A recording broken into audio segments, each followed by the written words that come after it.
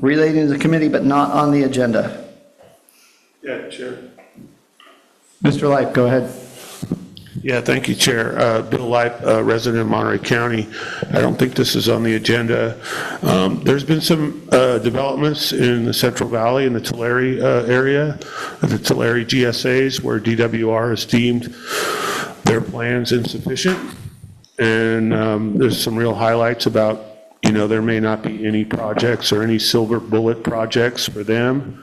There may be none for us either. But DWR is definitely in control of this situation. For those that think that they're politically connected and can somehow influence the process and stop the state from coming in and taking things over if people dither and navel gaze and continue to delay, then you can almost rest assured that demand management is coming to this valley. It may come throughout the entire valley for all I know. But it's time for people to wake up. The old guard that thinks that they can control the process may not realize that the rug's been pulled out from under them, and that DWR is definitely in control. And if they need to, they will do what they think is best, and it may not be in alignment with what people here think. So just a heads up and a little bit of a red flag alert. Thank you. Thank you, Mr. Light. Any other public comments? None online. All right, thank you. We'll then move on to presentations. Sustainable Management Criteria Technical Advisory Committee update. Is that going to be Gus or Abby? Yeah, I'll provide a brief update. Abby has been actively participating as well, but Gus Yates is here to actually give a brief presentation. So I'll just share my slides briefly. This is what was in your agenda packet, and then Gus has some supplemental materials that he will be sharing as well. Am I sharing the right screen? Looks like it. Okay, I have a little out of practice being remote here. So sorry, my family has the flu, hoping to spare everybody else. So joining remotely today.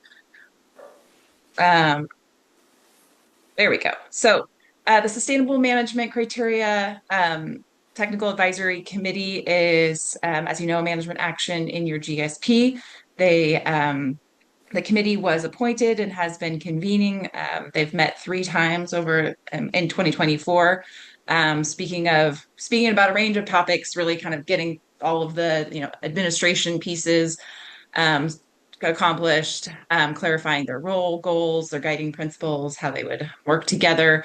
The committee is comprised of 4 technical experts, hydrogeologists, really diving into a lot of data analysis.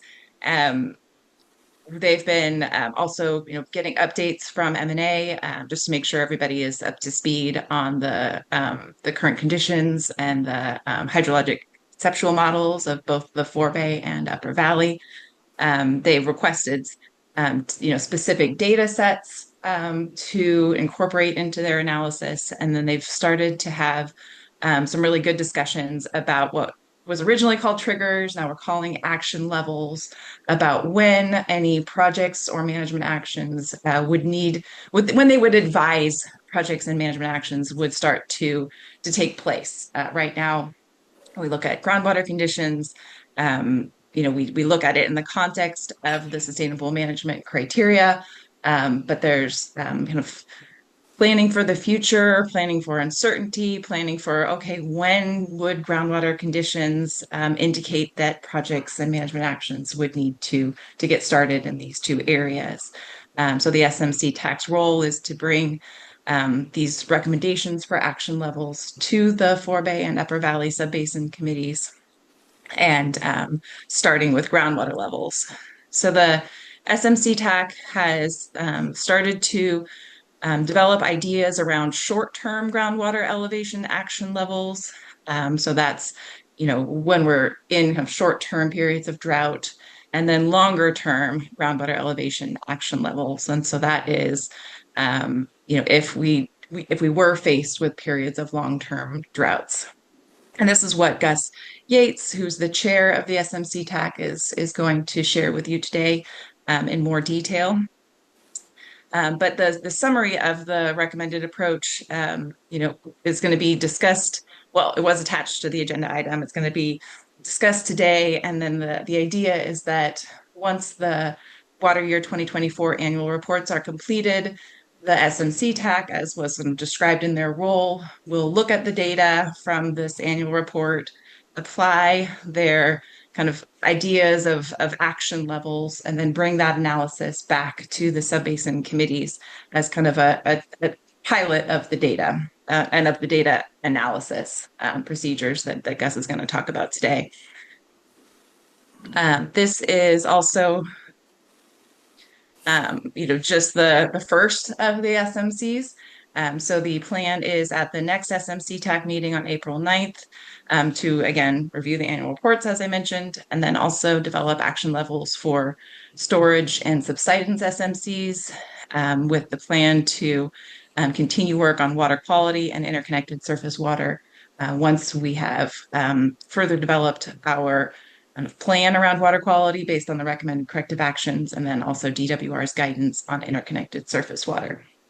So those two SMC action levels will be addressed by the TAC probably starting in 2025 towards the end of the year. So with that, I'll pass it over to Gus. Okay. I will, oops, I need you to unshare. Let's see. Let me send my request. See. Let me just try it again. There we go.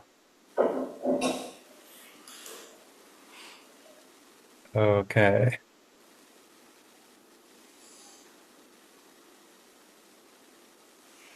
Okay, how's that look? Looks like a PowerPoint?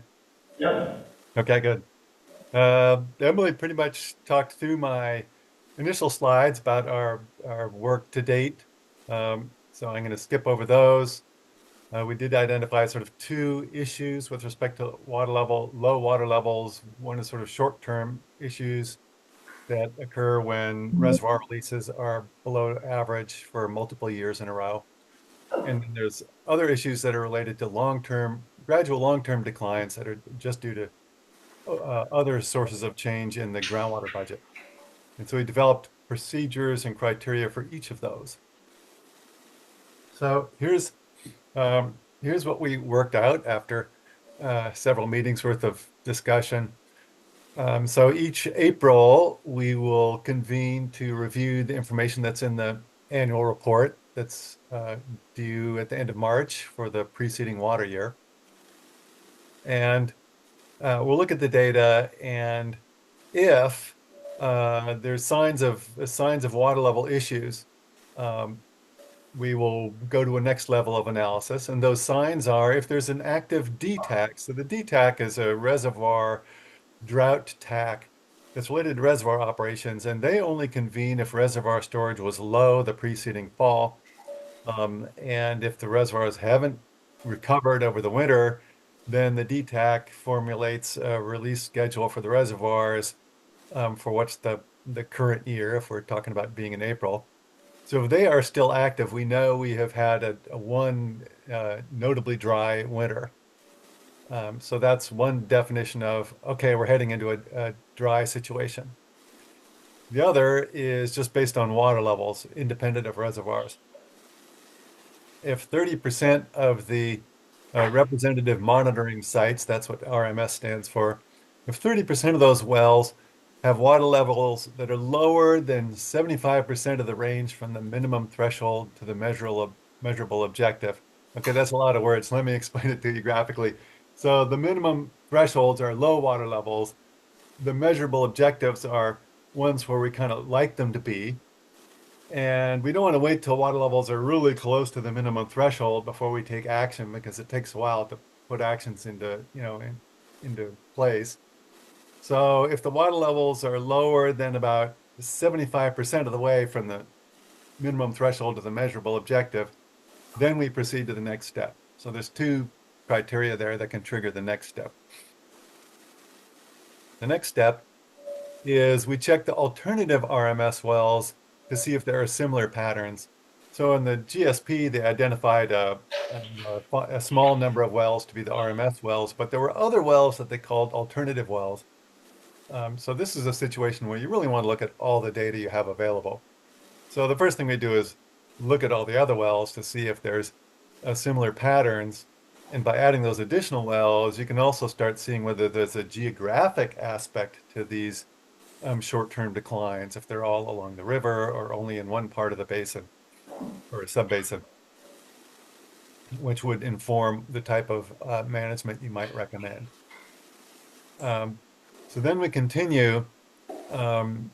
If the declines seem to be real and defined either throughout the sub-basin or at a certain area, then we will recommend a management action to be implemented by the following year.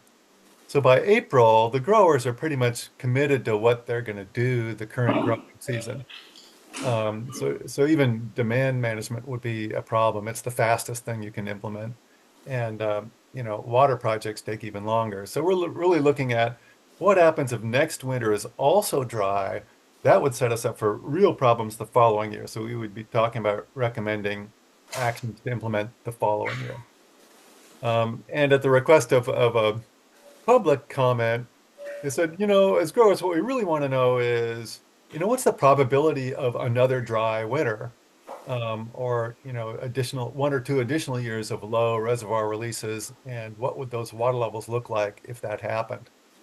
And those are, as a technical committee, we can come up with estimates, probability estimates of another dry year the following winter and what the water levels might look like, based basically on what happened during 2014, 15, and 16.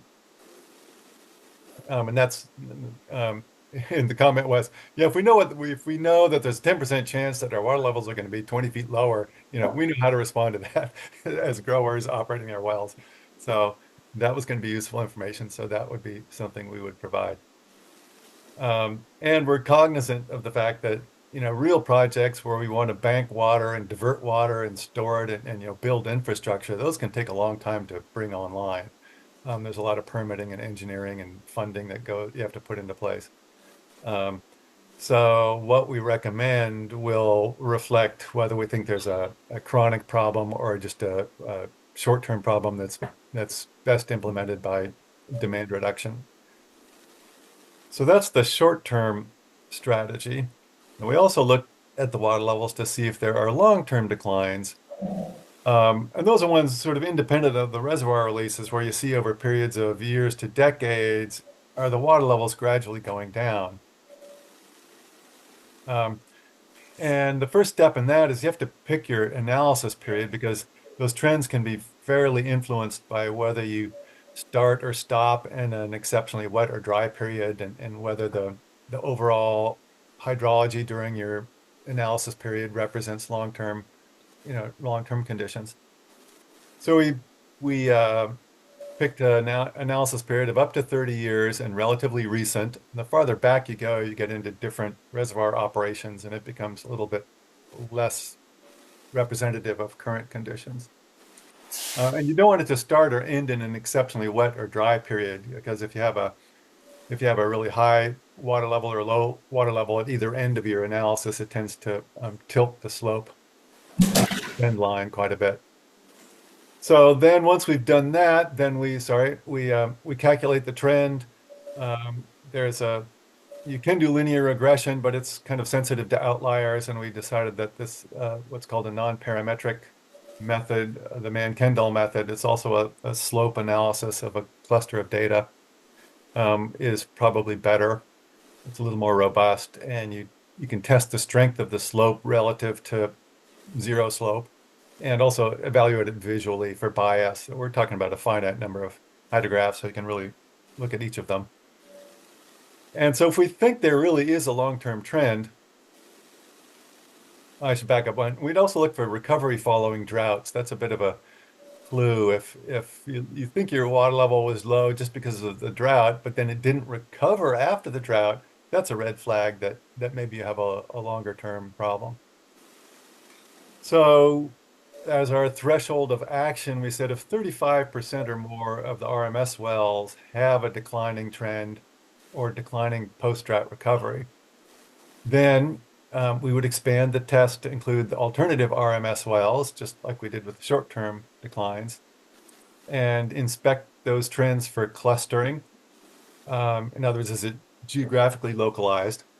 We considered various objective criteria for defining a cluster and decided not to go that route and instead just inspect if there sort of appears to be a cluster, evaluate each of the hydrographs individually to see if it looks like a local problem. Sometimes, one well changes all of a sudden because a farmer changes their, starts growing different crops, or a well has a mechanical problem, or you can get various things going on that will stand out in the individual hydrographs. So you just want to look at the specific hydrographs and see if it looks like there's a real trend that's affecting a set of wells in a certain area, which we would do.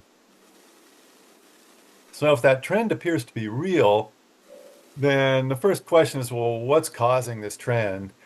And there's some analysis you can do about that, just looking at various factors that have time series of historical data that might relate to your water level trends. And those can be pumping data, land use and crop types, climate factors, rainfall and reference ET, external water levels in the 100, 80, 400 and east side subbasins, any changes in reservoir operations or change in a Clark Colony operation. So we would go through those, compile and review those data sets to see if we can figure out what we think is causing these long-term trends, which may lead to what we think a recommended solution would be. So first, you want to understand your problem and its causes before you recommend an action to make sure it's going to work. And so then at that point, we inform the subbasin committees of the locations and magnitudes of the declines, and the possible causes of the declines, and recommend actions to start implementing the following year.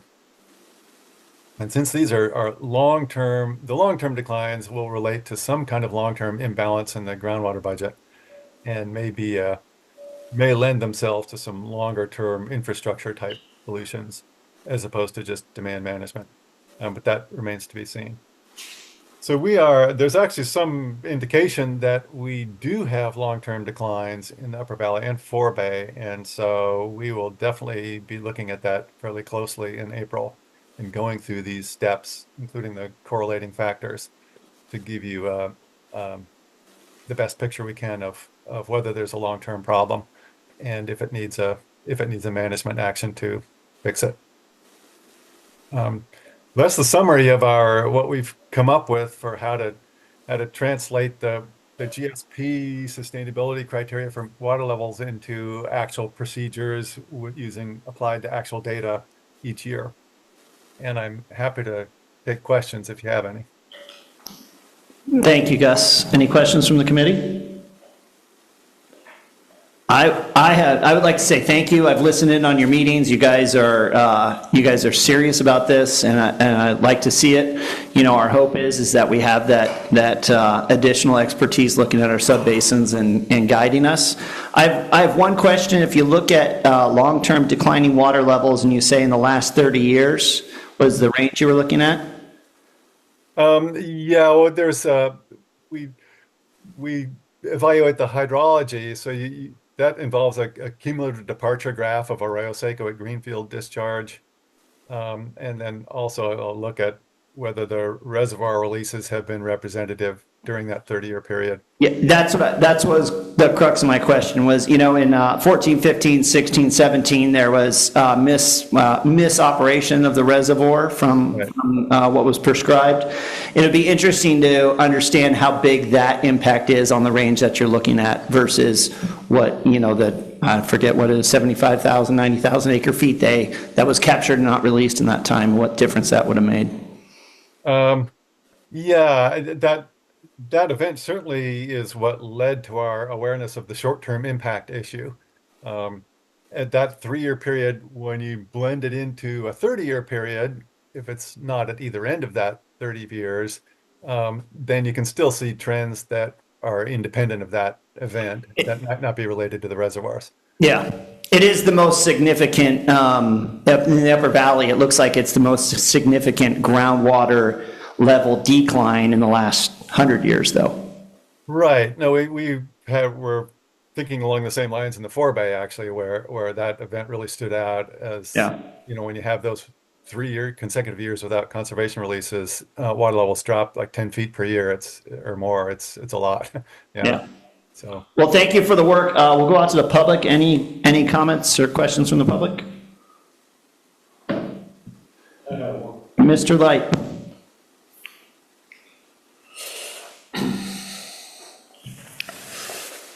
Yes, Bill Light, resident of Monterey County, and I just want to say thanks to Gus and the team. I was at that meeting. It was a very long meeting. So kudos to you for making that happen and being diligent and following through. I just want to take a moment, I just did, to commend them for their job. The SMC TAC has done an impressive job of defining short and long-term action levels for groundwater elevation declines, ensuring that we have clear benchmarks to guide us towards sustainability. Their efforts to integrate statistical analysis, consider hydrogeologic factors, and expand future criteria to include storage, subsidence, water quality, and interconnected surface water demonstrate a comprehensive approach to managing our resource. That said, I encourage the committee to take care in how these criteria are managed. While the SMC's established an excellent framework, corrective measures will ultimately determine our success in meeting sustainability goals. One of the quickest and most impactful corrective measures available is demand management. Addressing groundwater use directly, whether through incentives, water budgets, or conservation programs, can have immediate benefits and reduce the risk of exceeding action levels in the short term. I urge this committee to prioritize an evaluation of demand management strategies alongside the ongoing projects, to consider piloting these approaches where possible. By balancing long-term planning with near-term solutions, we can address declining trends effectively and ensure that the subbasin remains resilient in the face of uncertainty, and hopefully keep DWR out of here. Thank you for your hard work and for the opportunity to comment. Thank you, Chair. Thank you, Mr. Light. Any other public comments? Online, you do. Okay. We have Tom Bursick. Mr. Versick, go ahead. Thank you, Chair Kramers. Very quick, granular comment. Just interestingly enough, the action levels, I think that's the term that the committee is using, is a great term. DWR, in its latest staff report on our probationary basin, is quite adamant about using the word triggers. So I'm not criticizing either DWR or the SMC TAC, but just to keep in mind that at some point, DWR's approach is all about triggers. Just a small footnote: should their work product, the SMC's work product, ever find its way to DWR, which presumably it will in some sort of update or annual report. So just a footnote that might say, by that we mean what you mean to be triggers. Thank you, Mr. Versick. okay. Point taken. We started with triggers and we thought that was sort of too triggering, too alarming. So that's why we went to action levels. We weren't aware that DWR was going down a different nomenclature, but yeah, we'll sort that out. Now we have Nancy Isaacson. Ms. Isaacson, go ahead. Hi, thank you. Good morning. I wanted to follow up on Director Kramer's, our committee member Kramer's comment regarding the 14-15 period of time. You know, that was a time that the Monterey County Water Resource Agency also reduced the minimum flows required from the reservoirs. So things were extremely and extraordinarily different for the landowners, and it resulted in a lawsuit from the Salinas Valley Water Coalition with the Monterey County Water Resource Agency. We did settle that. Part of that settlement requires them to maintain the 60 CFS minimum flows, and it also required them to form the DTEC, which I think really has been a big benefit. We think it's been a big benefit for everyone having the DTEC in place. But I only wanted to mention it was because that is a period of time when they were making less than required minimum flows. And I'm just wondering what difference it would make. I mean, we know because we litigated on it, but for your analysis, it would probably be helpful to look back further, or at least, I don't know what's appropriate if you'd make compensation for that, kind of what should have been, could have been. But I think that needs to be taken into account, the significant reduction from minimum flows required. Thank you. Thank you, Ms. Isaacson. Can I ask Nancy a question? So are you thinking that that event might have skewed our long-term trends, or are you just pointing out that that was a really unusual event? Well, I think that was an unusual event. And, as Grant said, I mean, you look at that, if you take that out of the picture, it presents a slightly different analysis. Okay. And so that's my concern. If if that's skewing it significantly enough to where it looks like there's greater decline, then really if the reservoirs had been operated the way they should have been with the minimum flows, it might not be as significant. Right. Actually, at the time we did the GSPs, that drought was very recent, and it looked like the low water levels at the end of our historical record were just related to that drought. But now there's been a number of years since then, and longer term trends independent of that event now seem to be coming back into focus, because that event isn't right behind us. It's now receding in the past. So yeah, things do change as time goes by, and that event sort of gets put into context. Thank you, Gus. Thank you, Ms. Isaacson. Next, we have Christopher Bunn. Mr. Bunn, go ahead. Thank you. Just two quick points. First, in Gus's presentation towards the end, I think he listed looking at a couple of different items for undue influence, Eastside 18400, Clark Colony, climate change, a couple other things. And I might be having a senior moment, but I can't remember if that list had the forebay on there. So I just want to make sure it seems like that should be on there if it wasn't on there. Okay, yeah, I was that presentation was sort of for Forebay and Upper Valley combined. So okay. yeah, Okay. for Upper Valley specifically, then yes, Forebay water levels obviously would be of interest. Okay, good to know. And then secondly, in the 18400 in the east side, the GSA makes their groundwater trend conclusions without observing what you're calling here alternative RMS wells, I think, and without undertaking any kind of Mann-Kendall analysis. But you see that happening here in the Upper Valley and the Forebay, of course, as well. And, looking at that, and I'm looking at page 2 in the SMC criteria and procedure document, it really highlights what seems like a disparate treatment between northern and southern subbasins. That's it. Thanks. That's an interesting point. I have not looked to see what those other subbasins do, and we probably should. So I'll see if I can get some information about that to bring to the committee at our next meeting. Appreciate it. And I can respond to that too, Chair, if you'd like. Yeah, that'd be great. Sure, and it's just, taking a step back as far as the motivation to have an SMC TAC to think about the Upper Valley and Forebay was because they were generally seeing sustainable conditions, and we had all of the requirements of Sigma and the GSP.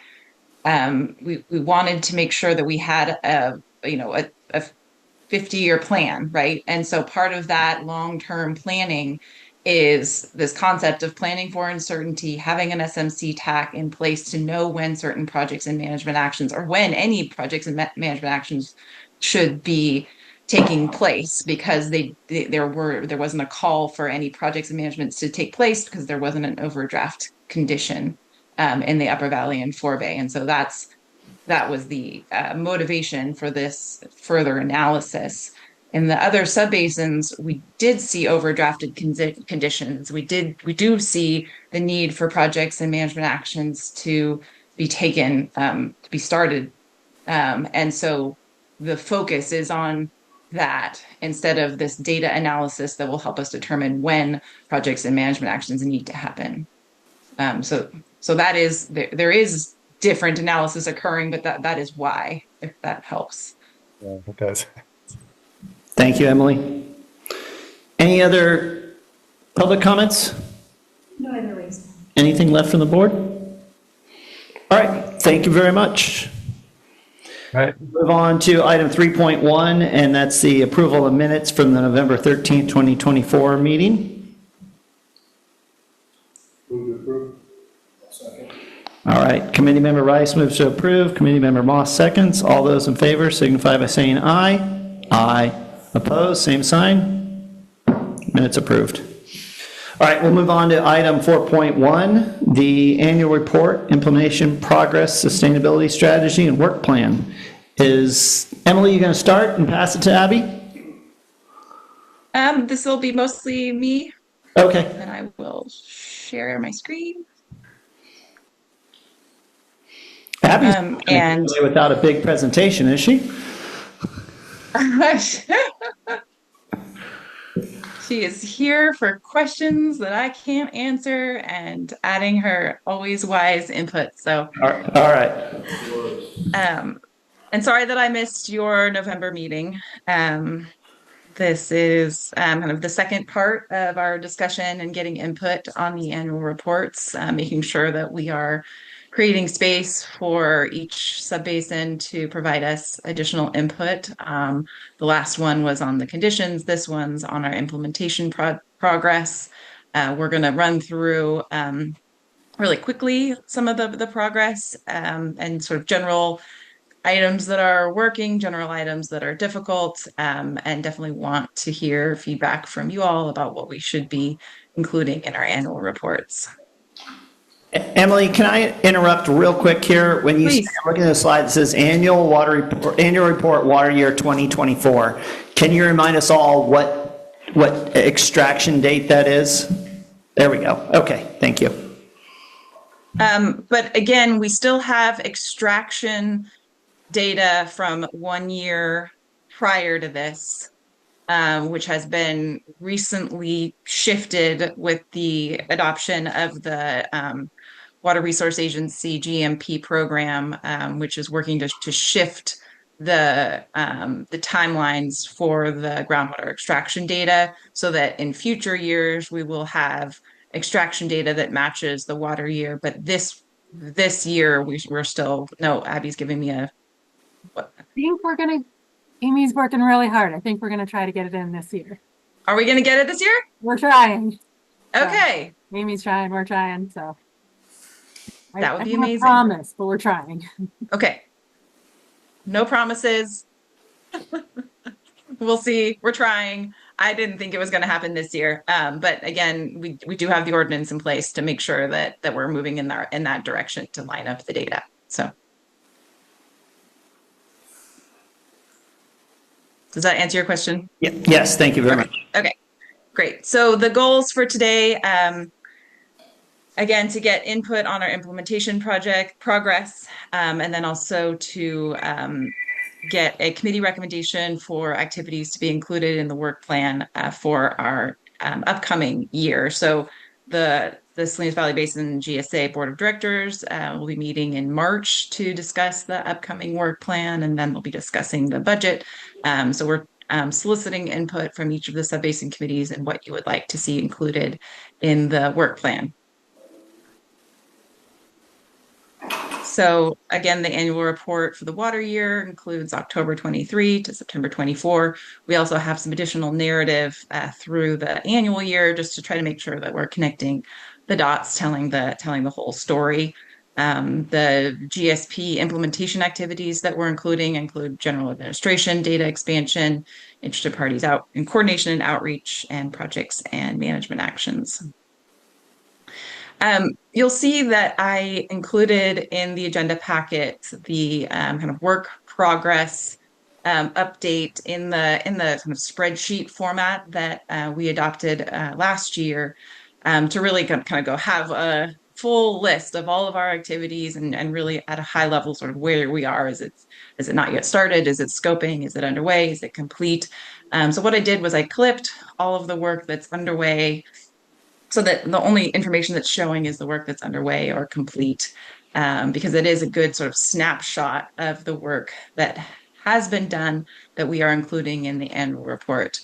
I then took all of that information and then provided a bulleted list in spreadsheet or in PowerPoint form.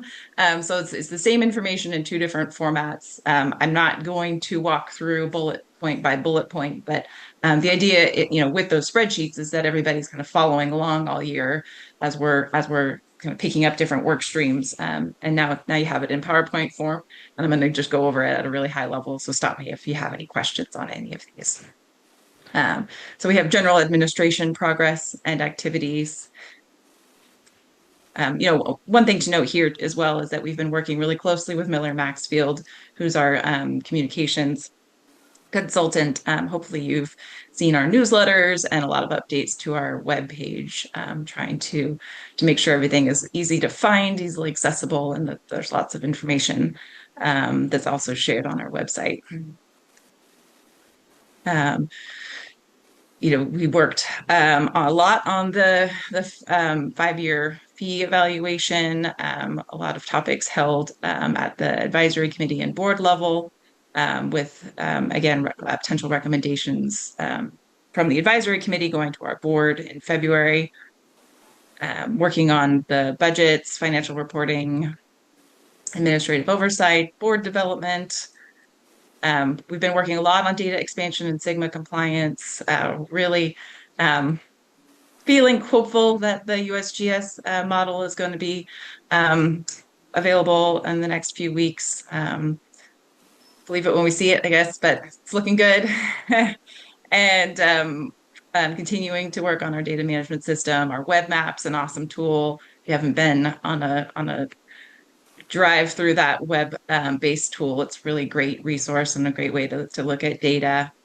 Continuing to do our annual reporting, partnering with the Water Resource Agency on the groundwater monitoring program, which I mentioned before. There's a new ordinance in place, focusing on desktop data collection, particularly relevant, for the Upper Valley, because there is that huge southern area that we're trying to capture.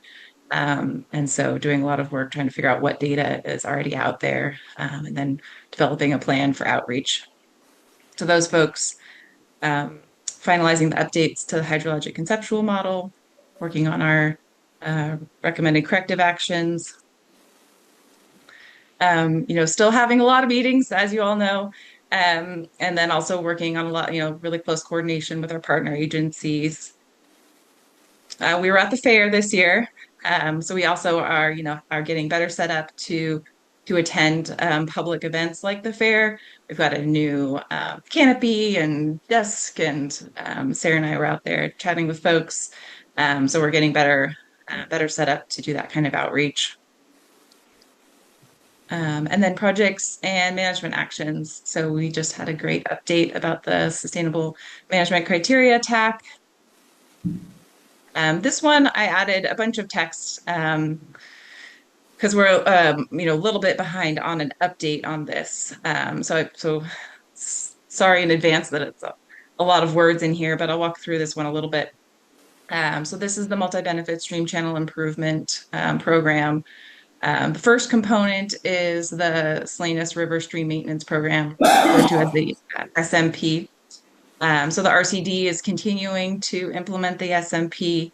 We are also working really closely with Flow West, and who is responsible for what they HEC-RAS model. So this is the hydraulic modeling of surface flow through the valley. So they updated that model with the 2023 topography and then 2024 hydrology. And then they've been working on running model runs. And then what we're doing is we're looking at how deep the water is, through these different surface water model runs, and then working really closely with M&A as well as UC Davis researchers who are really focused on that surface water groundwater interaction to try to get a better handle on the relationship between these high flow events and the groundwater recharge that's occurring. So both to understand the benefits of the existing stream channel maintenance program for when the secondary flood channels are maintained or vegetation is removed, sediments removed, kind of what's the groundwater benefit to that activity, and then also jumping down to component 3, the floodplain enhancement and recharge, kind of what opportunities are out there to potentially enhance recharge during high flow events, looking at an example of 2023 in particular. Emily, question. And then component 2, yeah, go ahead. On component 1, is there any estimate on when we might see that information or report on that?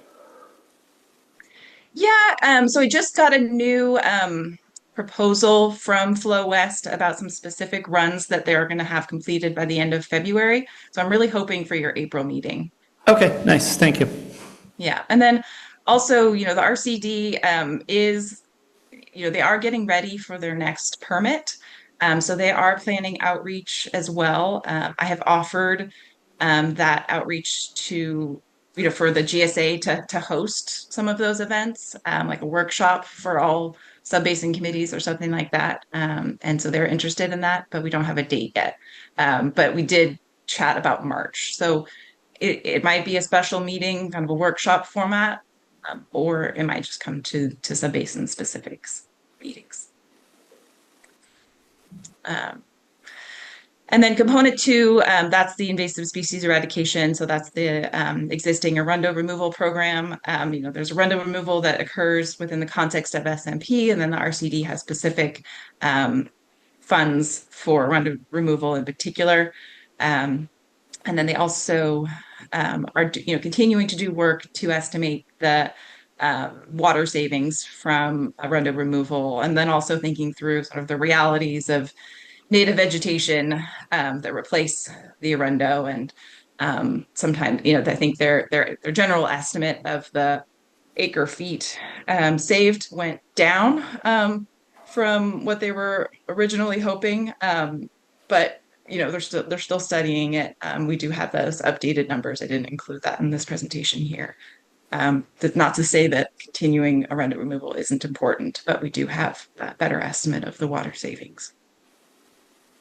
That was a long update, but this work is what I wanted to do with this summary is to provide just a high-level overview of what's happening, and then when we talk about future work and the work plan, I'm going to just say, okay, this work is continuing. This work is definitely continuing, and I look forward to bringing some more information at your next meeting. I have one other question on that. On item 3, is the MLRP grant work being done in all subbasins, or was that just happening up in the 18400? It's not. It's specifically covering the 18400 East Side and Langley subbasins, but the MLRP grant for technical services also provides UC Davis to provide kind of technical advice and consulting on projects like the SMP and floodplain enhancement, which definitely applies for the whole valley. Okay.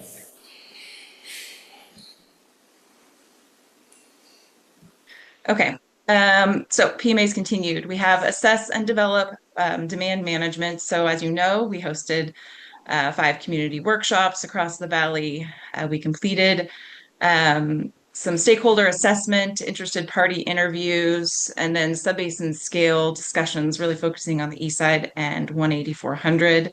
where they've been developing a problem statement and thinking through examples of demand management approaches. We also contracted with a company, ERA Economics, to provide an economic analysis. And that's what's been going on over the past year, that we've kind of reported as a valley-wide conversation that's been happening. I'll just note this here, even though this is sort of the next conversation.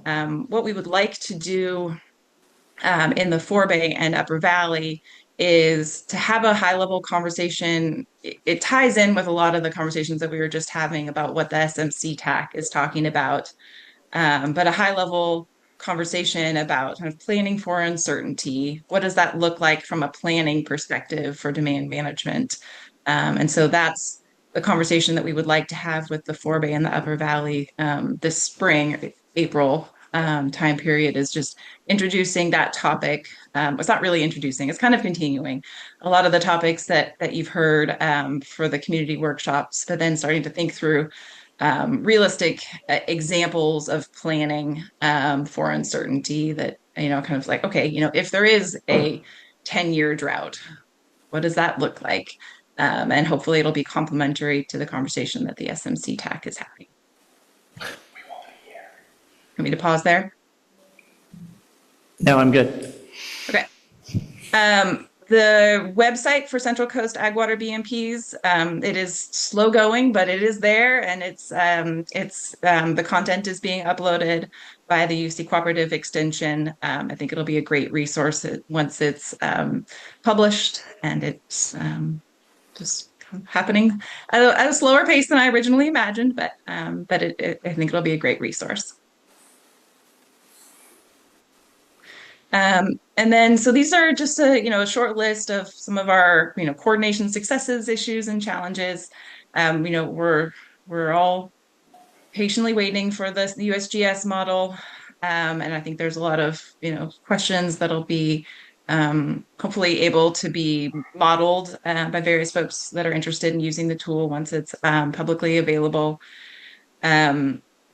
We continue to talk about the importance of valley-wide coordination. I think it's part of our recent successes is talking about it, and also part of our, ongoing challenges. It's always going to be a tricky a challenge for us in the Salinas Valley because it is one valley.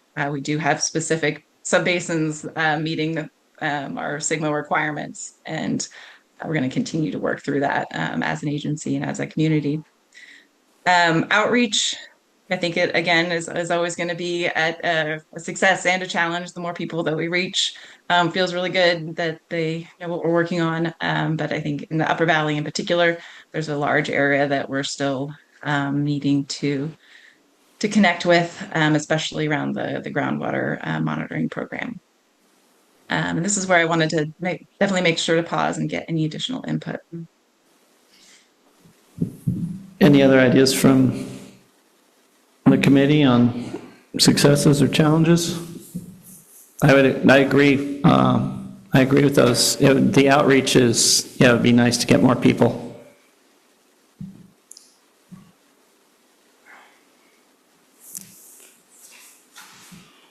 Did reach out to a lovely group of individuals and asked if we could monitor their well for the biannual groundwater elevation monitoring, and they said yes. So that was great. So we did add one more well and have another email address and talk to them. So that was great.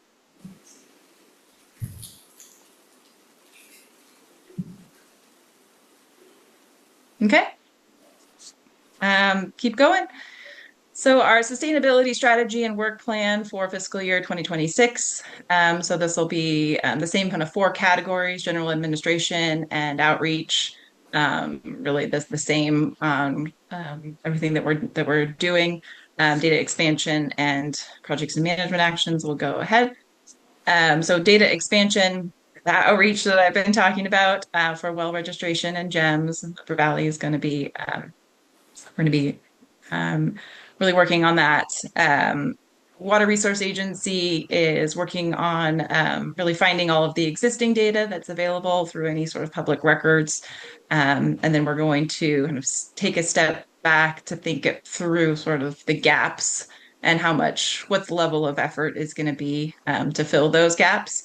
We're going to have to weigh, the level of effort and the cost to the goal of 100% data gathering and figure out what is a realistic approach.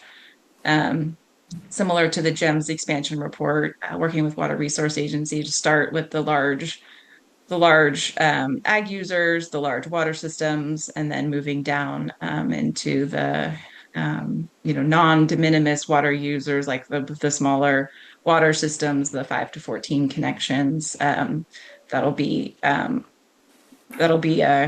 an interesting group to reach out to. Those that would have potentially not been reporting to the state yet, and we're going to ask them to be reporting data. So that'll be a particular area of outreach.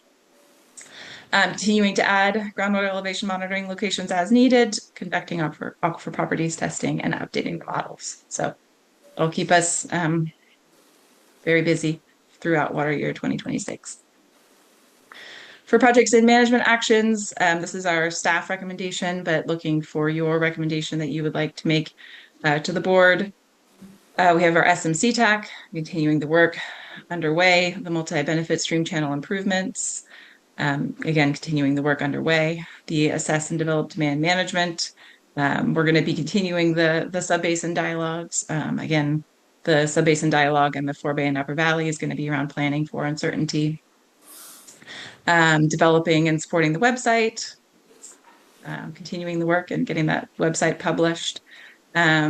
Reservoir operation modeling, that is the round 2 grant funding that we have. We haven't scoped what that reservoir operation modeling is going to be yet. We have been waiting for the guidance on interconnected surface water, also waiting for some of the feasibility work to finish up in the 180-400.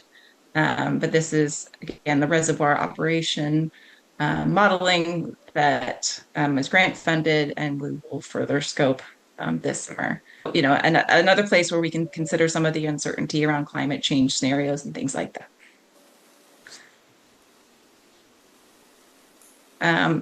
So this incorporates, feedback that we've heard at the sustainability strategy check-in, and again, looking for your committee recommendation.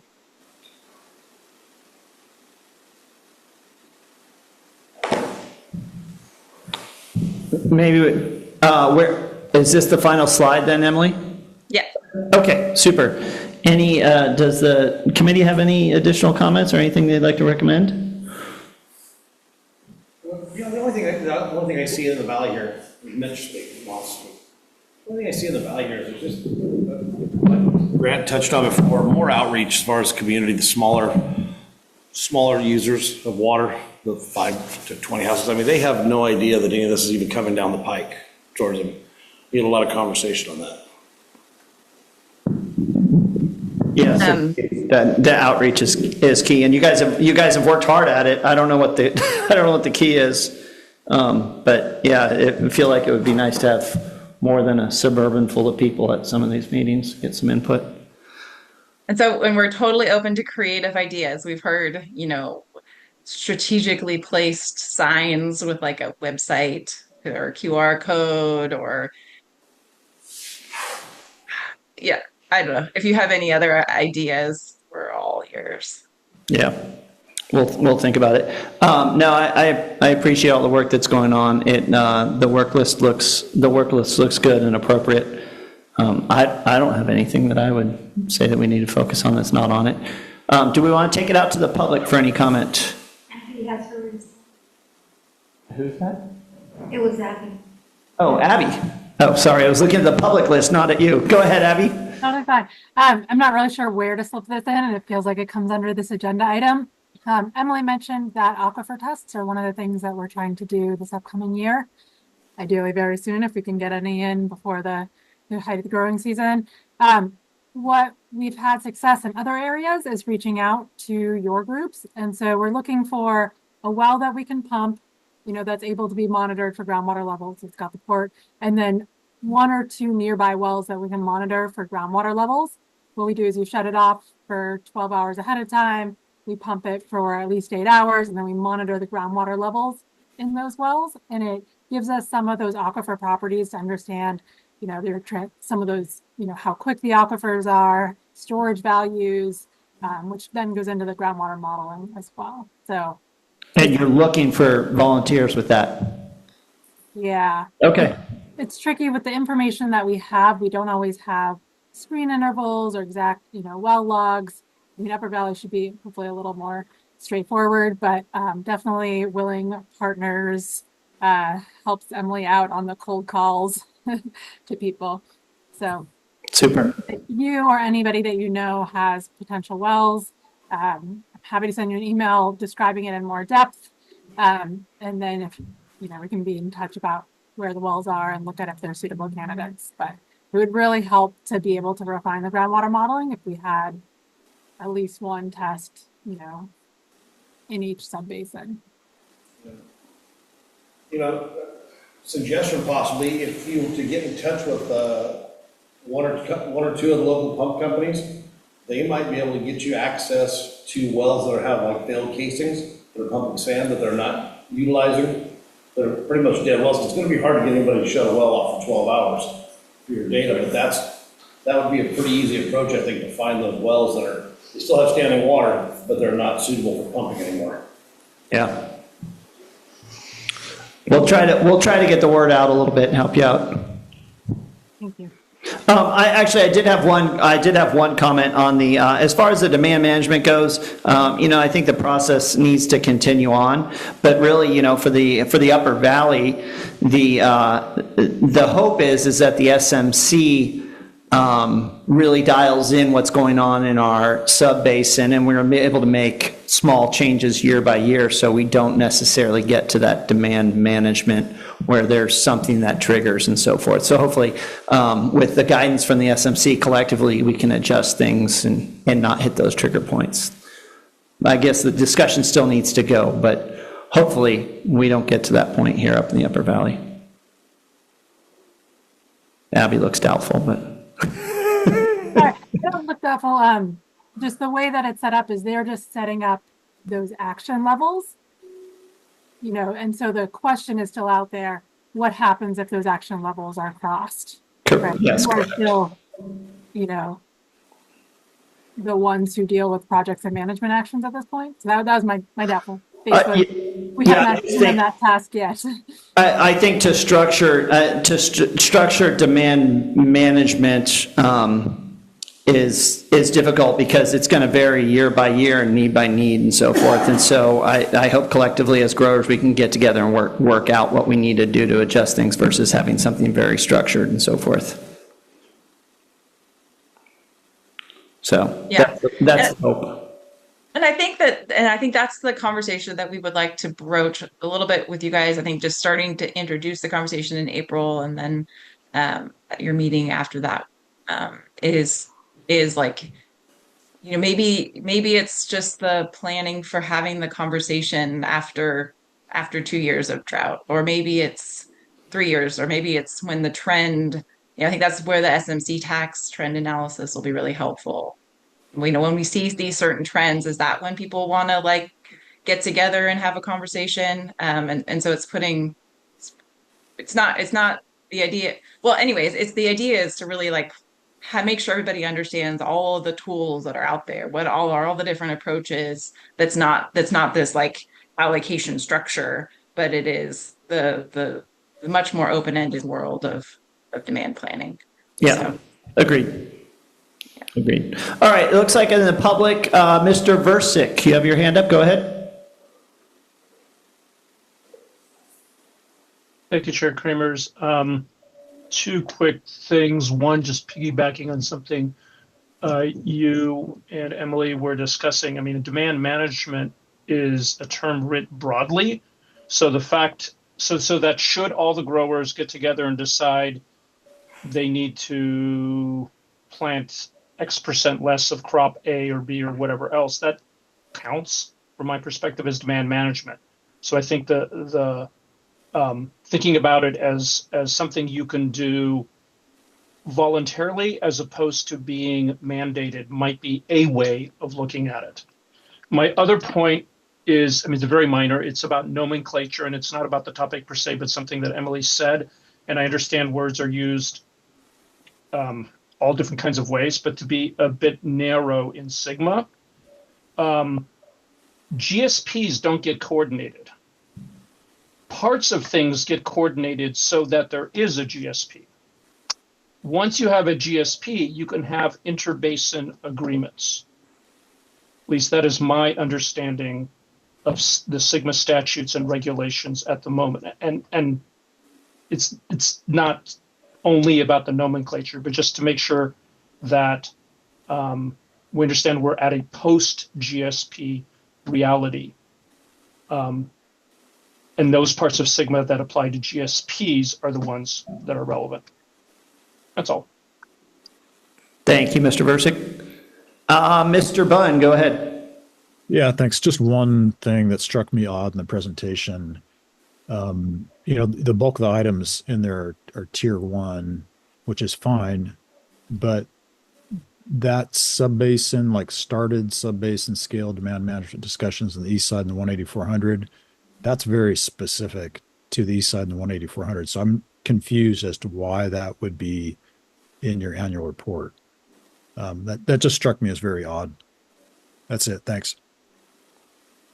And I can expand on that if you want, Chair. Yeah, go ahead, Emily. It was just to clarify that, the conversations that are happening right now in the East Side and 18400 have been happening at a much higher intensity level. There's been this series of meetings and conversations, and that's just what we've been doing. And as an agency, the conversations in those subbasins have been different so far as what's been happening in the Upper Valley and the Forebay, It's just been these kind of community outreach meetings and this kind of more open-ended conversation about what demand planning could be. So it was just to kind of highlight what the work was last year. It is grant funded in a lot of ways, so it's happening under the R2 grant, and so that's why it's in there.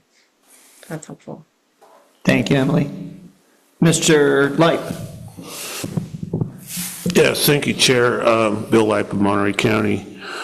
Yeah, I think there's a desire to know if demand management's coming down the pipe, so to speak, no pun intended, that we want to start talking about it intensely right now, about modeling it, what it might look like,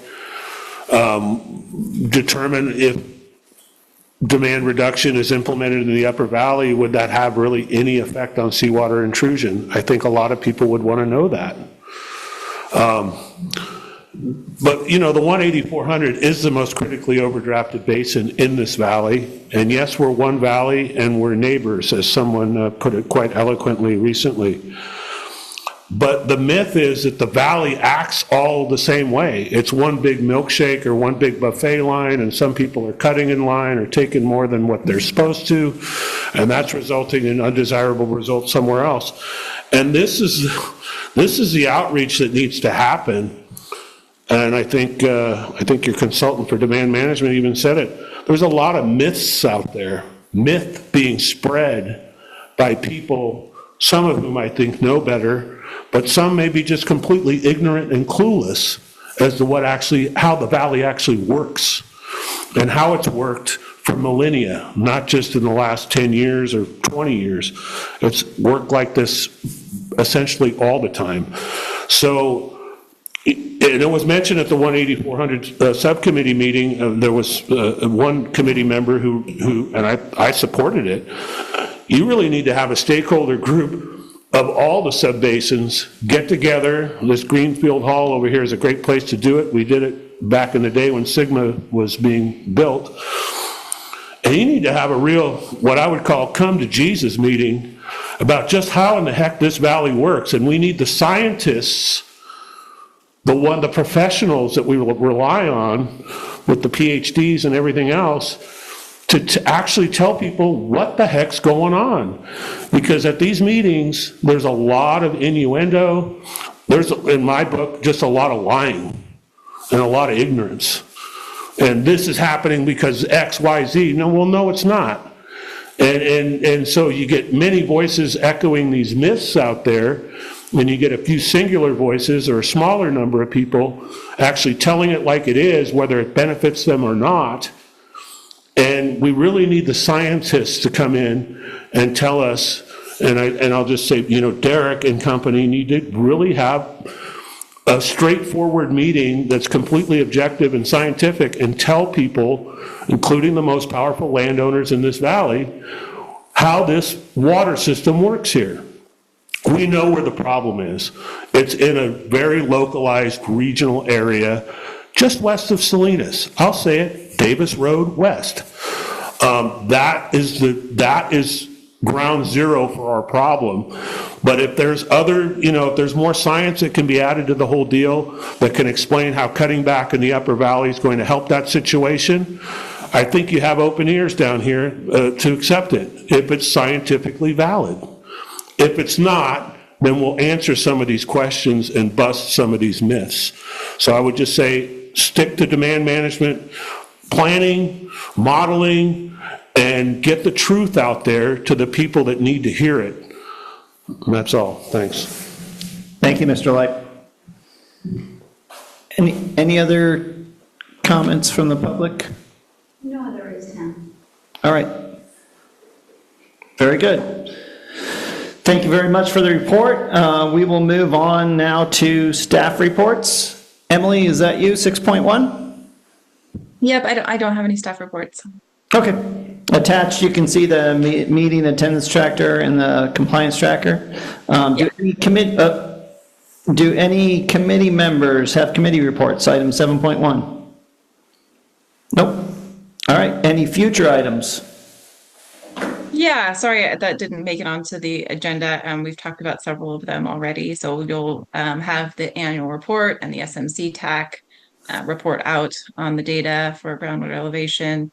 I'll have an SMP update if it's not happening earlier with a workshop style update, and then also the introduction for planning for uncertainty. Super. And anything else you'd like to stick on there? This is your moment to add anything.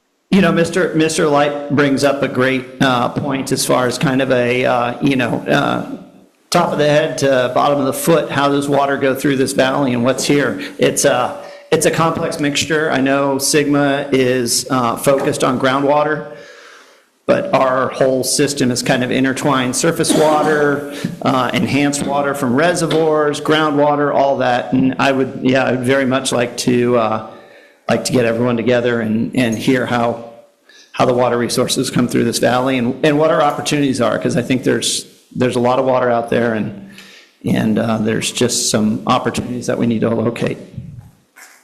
And I think there's two different immediate things that come to my mind. The integrated implementation plan is something that is out there, and it's still a draft, and we were thinking about revisiting it in the context of these updated hydrologic conceptual models. We have updated hydrologic conceptual models for all 6 subbasins that are just being finalized now, and sort of how they all fit together is exactly what you're talking about, and the format that we could put them all in together is the integrated implementation plan. It's not a deliverable to DWR, but it is a helpful way to think about how everything ties together. Yeah, and I think with the USGS model coming out, it's going to come out.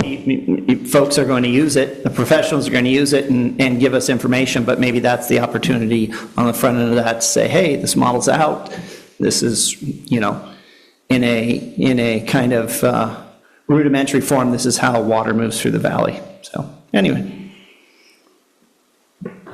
All right. You also have a hand raised out there.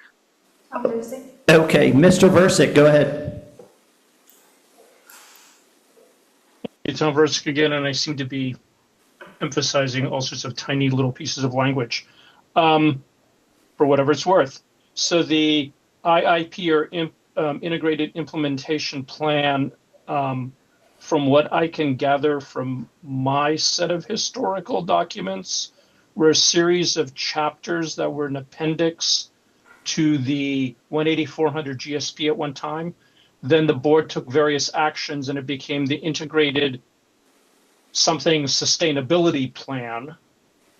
And then that didn't happen. And then the implementation committees were formed, which is what we have now. So if and when the GSA goes back to whatever it goes back to and has for discussion things, I think it would be important, because I'm only about 90% certain of what I just told you.